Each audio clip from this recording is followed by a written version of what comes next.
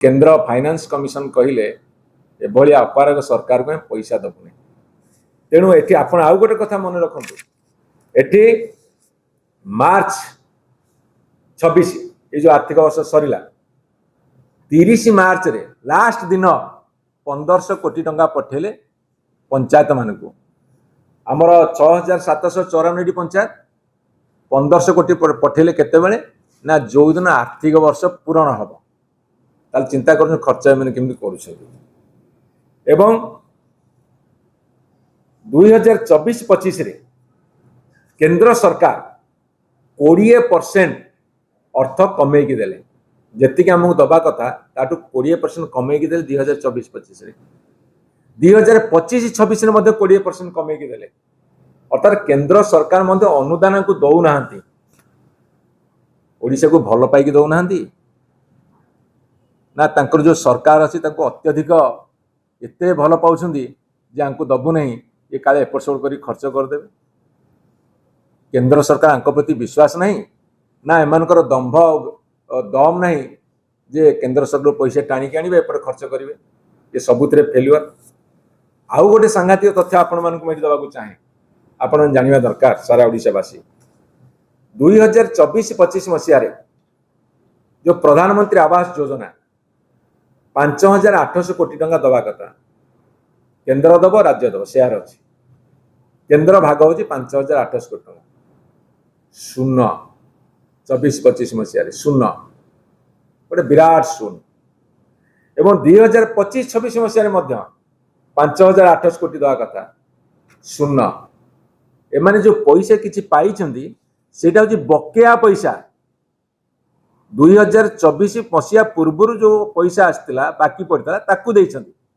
किंतु 2024-25 से 5800 कोटी 2025-26 रे 5800 कोटी प्रधानमंत्री ग्रामीण प्रधानमंत्री आवास योजना रे देले कोन शून्य तामु डबल शून्य देछि डबल इंजिन सरकार डबल शून्य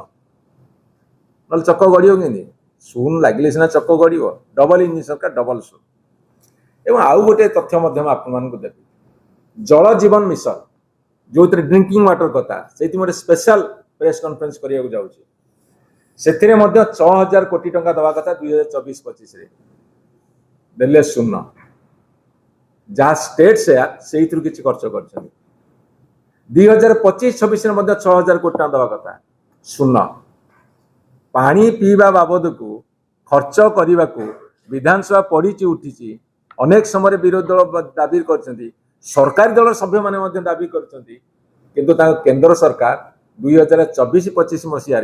6000 कोटी जगार शून्य देले 2025-26 रे 6000 कोटी जगार शून्य देले तेणु दीटा शून्य मिसिकी डबल इंजिन सरकार आगू को गड़ुची ना पछू को गड़ुची ओडिशावासी तार हिसाब दिंतु नियंतु ये सफलतार गाथा बखाणिला बेले एवं आउ गोटे सबुठारु जघन्य कथा मैं कही सारी 2024-25 मसीह 26,000 कोटी टका खर्च करिया कथा 52% खर्च कले 2025-26 रे 28,000 कोटी टका खर्च करिया कथा मात्र 53% खर्च कले एवं खाली सेतिकी नुहे एमानकर केंद्रर अनुदान ताहा मध्य 19% 20% कमिक आसी लास्ट 2 वर्ष भितर तेणु फाइनान्स कमिशन जेतले पैसा काटुछंती ओडिशा को अधिका दवा जगार ओडिशारू 20 कोटी जन पार्लियामेंट एमपी जाइकी एवं आम दलू किसी राज्यसभा नहीं कि सरकार को चलेबा को जिते से चली सेतेले ओडिशा को 1 नंबर करने को कहीकि ओडिशा प्रति अनुदान काटिबा एक कथा प्रधानमंत्री जिते गस्त करुछंती रायरंगपुर सेतेबेले मु राज्य सरकार मुखिया एवं समस्त मंत्री मान को केंद्र सरकार मंत्री मान को अनुरोध करी ओडिशार जे आपण माने दाबी रखिपारे कि जे आमे जेइथिबा प्रतिश्रुति रखिबू जे ओडिशा को 1 नंबर करिवू ओडिशार कौन से अनुदान काटिबू नहीं बरम बढ़ेबी बढ़ेवा दरकार ये दाबी दम रखी कहि पारिबे कि ए प्रश्न आज हम ओडिशावासी ऊपर छाड़ुछु। जदि आपनकु आम भिडियोटी भल लागिला तेबे आम चैनल को लाइक शेयर सब्सक्राइब करने को जमा भी भूलंतु नहीं।